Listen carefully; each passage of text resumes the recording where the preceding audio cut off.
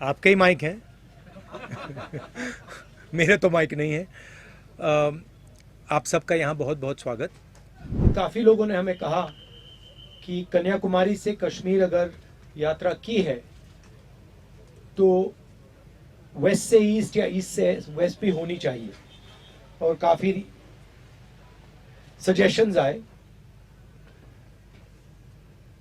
तो एंड में कांग्रेस पार्टी ने डिसीजन लिया कि हमें ईस्ट से वेस्ट यात्रा करनी चाहिए।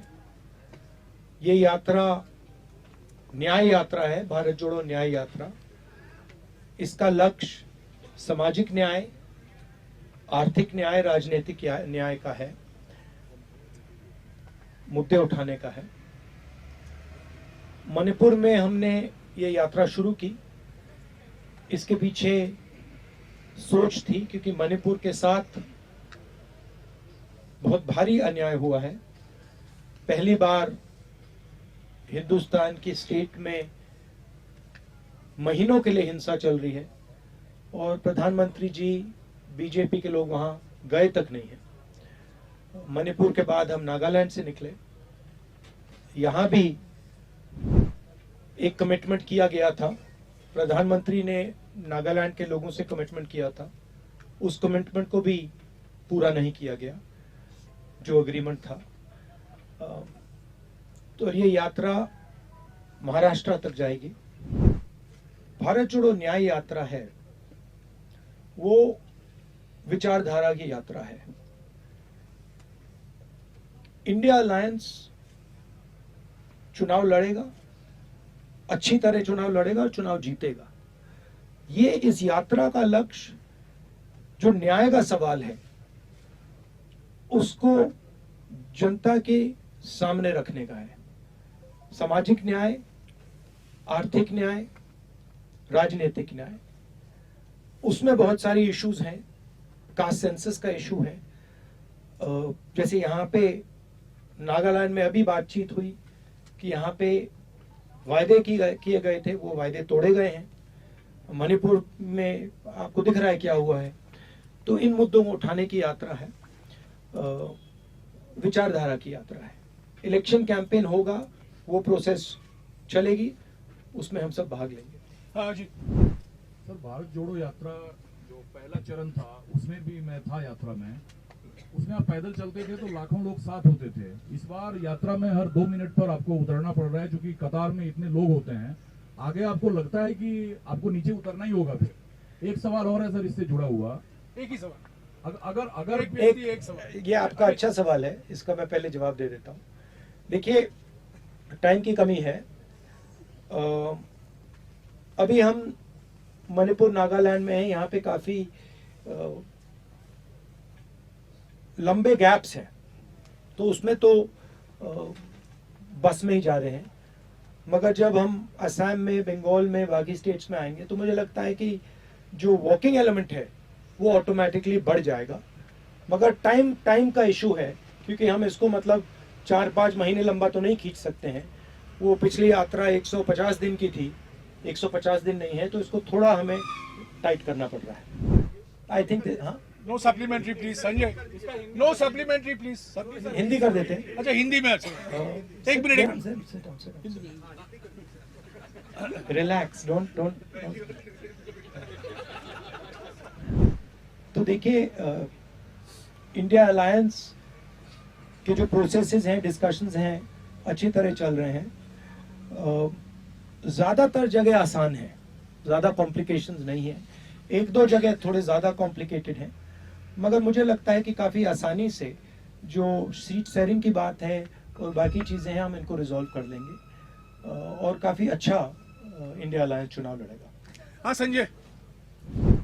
राहुल जी, आपने कल एक सभा में कहा था कि आप एक अल्टरनेट विजन देंगे ड्यूरिंग दिस यात्रा। वो अल्टरनेट विजन चुनाव के दौरान आएगा, उससे पहले आएगा? और अल्टरनेट विजन का कुछ ब्रॉड एक पैरामीटर्स क्या है, ये स्पेल आउट कर सकते हैं? ऑल्टरनेट विजन का फाउंडेशन हमने पिछली यात्रा में रखा था कि हम नफरत का हिंदुस्तान, बटा हुआ टूटा हुआ हिंदुस्तान नहीं चाहते हैं। हम हार्मोनियस भाईचारे का हिंदुस्तान चाहते हैं। और वो भारत जोड़ो यात्रा was a resounding success. Everybody, even the BJP people से इट। नाउ उसका अगला कदम जो बीजेपी का जो मॉडल है, जो नफरत भरा हिंसा का मॉडल है, वो अन्याय का मॉडल भी है। उसमें 2-3 बड़े उद्योगपतियों को देश का पूरा धन मिल जाता है। जो ब्रॉड हमारी कम्युनिटीज हैं, सोशल ग्रुप्स हैं, दलित हैं, आदिवासी हैं, ओबीसी हैं, उनका पार्टिसिपेशन नहीं होता है। मैंने उदाहरण दिया, 90 अफसरों का मैंने उदाहरण दिया। और पूरे देश में इस बात को एक्सेप्ट की गई कि हिंदुस्तान की सरकार को जो ओबीसी हैं, दलित हैं, आदिवासी हैं, वो चलाते ही नहीं हैं। तो ये इश्यूज उठाई जाएंगी। बट मेन चीज हम रखना चाहते हैं कि जिस प्रकार से देश में अन्याय हो रहा है, इस अन्याय के बीच में और नफरत और हिंसा के बीच में लिंक है। अन्याय से नफरत बढ़ रही है, हिंसा बढ़ रही है। और बीजेपी आरएसएस का लक्ष्य एक्चुअली चुने हुए लोगों को हिंदुस्तान का पूरा फायदा, पूरा धन पकड़ाने का है। तो ये हम न्याय यात्रा में थोड़ी डिटेल में स्टेट वाइज हम ये बात जनता के सामने रखेंगे। जैनेंद्र, राहुल जी, इंडिया गठबंधन के लिए आपने कहा कि तैयारी अच्छी चल रही है और बीजेपी को आप हराएंगे, लेकिन पिछली जो बैठक हुई उसमें संयोजक का सवाल उठा और नीतीश कुमार ने ये कहते हुए ठुकरा दिया कि ममता बनर्जी इस पर सहमत नहीं और इस बात से नीतीश कुमार नाराज है। क्या आप लोगों को इस बात की आशंका है कि नीतीश कुमार आने वाले दिनों में इंडिया गठबंधन छोड़कर एनडीए में शामिल हो सकते हैं? नहीं, देखिए, इन चीजों में फ्रैंकली बोलूं तो मीडिया इन चीजों को बहुत ओवरप्ले करता है। जो मीटिंग में मूड था, जिस प्रकार से बातचीत होती है, जो ह्यूमर होती है, भाईचारा होता है, उसको आप बताते नहीं हो। आप एक मुद्दे को उठा के मतलब मेन इश्यूज को बना देते हो। देखिए, there is mutual respect and affection between the leaders of the India formation. And the India formation is a ideological formation that is placing itself in opposition to the idea of the RSS and the BJP. I am very confident, मुझे बहुत confidence है कि India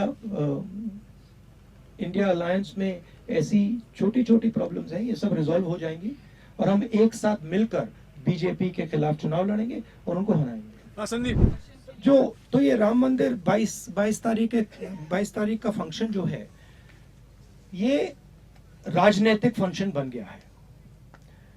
Hindu धर्म के जो हमारे leaders हैं, जो अथॉरिटीज हैं, उन्होंने कहा है कि वो नहीं जा पाएंगे क्योंकि ये राजनीतिक फंक्शन बन गया है।